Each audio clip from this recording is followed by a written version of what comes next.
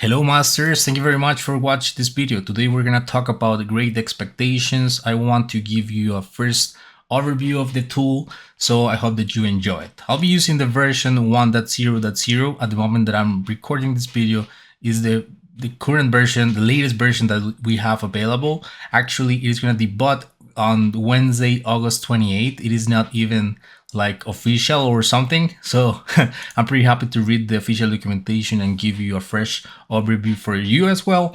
And well, I'm gonna give you an overview of the common pattern. We're gonna set up the GX environment, we're gonna connect to data, we're gonna define expectation, and then run validations. I hope that you enjoy it, and let's take a look of how it works. This is important, this is essential to get this working correctly. You're gonna need a Python version from 3.8 to 3.11. If you're running another one, it is not gonna let you download the version 1.0.0. That's important. All right, the setup here is pretty easy. You're gonna need to install the Great Expectations library through pip if you want to, right? And then there it is. That's basically what you need to do. All right, let me show you that I have the right environment here in the console. So I'm gonna run the command python -- version. You're gonna see that I have the version 3.11, which is a part of the requirements, and it is working fine actually. For this particular demo, also you're gonna need to have pandas in your Python environment. So let me go ahead and show you how to do it. You're gonna use the command pip install pandas, and that's basically what is gonna happen. It is gonna install the dependency in your computer, and as you can see, this is essential for this to validate the data. As you can see, pandas is a fast, powerful, flexible, and easy to use open source data analysis and manipulation tool built on the top of the Python programming language. This is a pretty common library used in the data world, and I hope that you already know this. So let's continue with the next part of the setup. Masters, I also wanted to let you know that this information is in a repository. For you guys, the name of the repository is Great Expectation Quick Start. It is under my name, Joan Esquivel. You can look for it, and it is gonna be there for you. You can see all the code that I'll be using, versioned here, right? You can access it. Also, I have another Python small code here that I'm gonna show you that in a few seconds. And I just wanted to let you know, here in the documentation, you're gonna see where is the documentation, the link, here it is. Also, you can see the prerequisites, the commands that you need to use to install both libraries for this demo. And then, well, we can continue with the code. Let's see. Please subscribe to this channel. Here you can find a lot of useful videos of Playwright, Cypress, Selenium WebDriver, K6. You can find every single playlist in the channel here, and also mobile automation using Android and Appium for Android and iOS. A lot of stuff here, right? I don't know, Docker, GitHub, Jenkins. There is a lot of free information for you here, guys. So I hope that you can hit the subscribe button and support this channel. Let's continue. Okay, masters, let me give you an introduction of what is going to happen here. Actually, in the overview, you can see the workflow that we're going to follow. We're going to use the first step, which is going to be set up a GX environment. All right. Then we're going to connect to the data. Then we can define expectations. Basically, we can define assertions, and then we can run the validations. And under every single block here, you can see that we have like different components, right? In this video, we're not gonna cover everything. I'm gonna give you a simple example, but if you support the video, if you hit the like button, if you let me know in the comments section, maybe we can create a connection in the future with a database and explore different the different opportunities and features that we have over here in this with this amazing tool. All right, so the first thing that I wanted to show you is that you need to import a couple of libraries, right? Great Expectations and pandas. This is the first two steps that we need to do, and it is essential. All right. All right, as you can see in the pipeline here, this is the setup for GX environment, but also we need to set up the data context. This is the line of code that you need to have, right? This is gonna be or serve as an entry point for interacting with the GX components. And here is the context, all right? So this is the first part of our workflow. We're gonna use this CSV file. As you can see, it is under the GX tutorials, and this is sample data about trips data, basically, right? You can see that this is a CSV file over here, right? And basically we have different columns delimited by a comma. We can make different validations with this data set, right? But I'm gonna make a simple one in a few seconds, so stay with me, right? You can see the columns here and all the data. This is another interesting kind of link that you can find in the repository in the line 19. This is the link and you can access it from it. All right, masters, the next step here in the pipeline is to connect to the data, right? We need to create like different components to chain them and get the batch of the information from the data context. We need to create a data source, then a data set.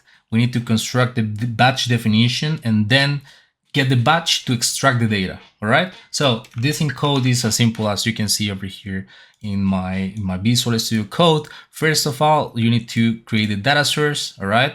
So I'll be using Panda for this. Then I create a data set based on the data source that I created before. All right. You just have to, well, name this with this particular string if you want to. Then you need to create a batch definition, and basically we're gonna use this function here for that particular data set. Add batch definition whole data frame. I think that we can use like different chunks of data, different batches, so we can explore this in future videos, but in this case we're gonna get the whole data frame, right?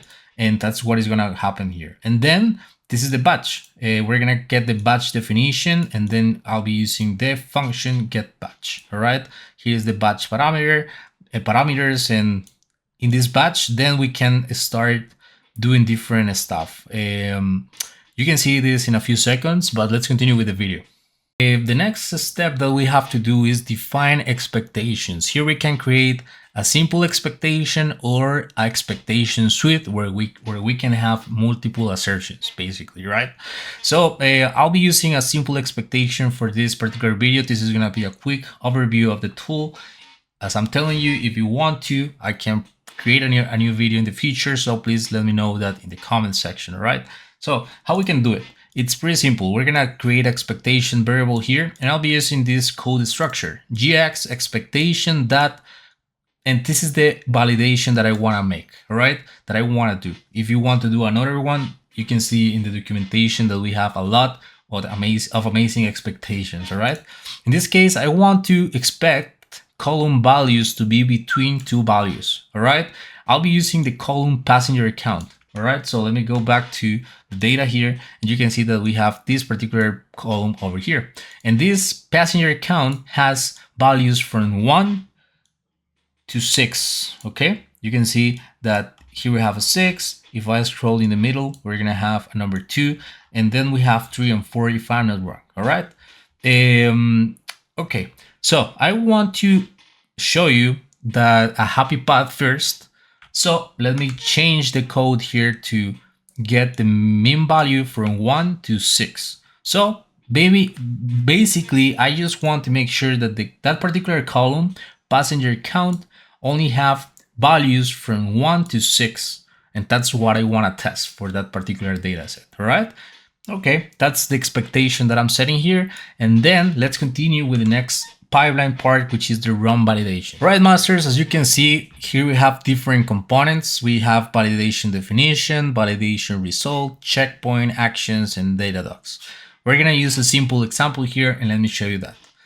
This is the validation result, okay? And basically we're gonna get the batch that we have from the data set using basically the part of the line 32, right? And we're gonna make sure with the function validate that it makes sense based with the expectation that we said before, with the assertion one, right? So that's basically what is going to happen. This validation result is going to have a very interesting result if there is something to check out or not. And then I want to print that in the console just to see what is going on there, all right? Let's start with the happy path, guys. And well, I just need to run the command Python and the name of the script that I created, which is gx.py. All right, there it is. You're gonna see that, well, Great Expectations is gonna start working. All right, I hope so. Let me just save the file because I didn't save it before, and let's see if it works. It is taking a few seconds, and I can see an error here, but that's because I didn't save the file here. All right, so let me try again. I'm gonna run it, and let's see if there is something. All right, let me show you the JSON that we have. Okay, you can see that the execution is correct. We have a true here. All right, and basically we're making sure that the column passenger count have data from 1.0 to 6.0. And you can see that the result is basically that there is no unexpected count. Everything looks fine. And basically it checked like a lot of items here, right? Every single row that we have in the dataset, it's analyzed. And you can see, well, a lot of data if we want to check: missing count, missing percent, unexpected percent total, and so on. Okay, this is the happy part. Let's continue with the non-happy part and let's see if it works or not. Let's make a dummy mistake here, and let's say that I want to have in the column passenger count the mean value 2 as a mean value and then 6 as a maximum, right? Obviously this is gonna fail and we're gonna have well, something to analyze here. So I'm gonna clear the console, and I also wanted to show you this small script here that I created using pandas. It is gonna read the CSV and we're gonna count how many ones we have in that particular column passenger count. Okay, so I'm gonna run the script. I'm gonna use the script Python column count, right? And you're gonna see that it is not working because I missed the extension by, if I'm not wrong. Okay, here is the number of occurrences of 1 in passenger count. We have 7299, right? Remember that number because we're not gonna see if this is the correct amount of mismatches when we run Great Expectations, right? So I'm gonna create another PowerShell instance here. I'm gonna make sure that I saved the mistake here from mean value 2, all right? And I'll be running the script Python gx.py. And you're gonna see that now we have a different result. Okay, let me show you this.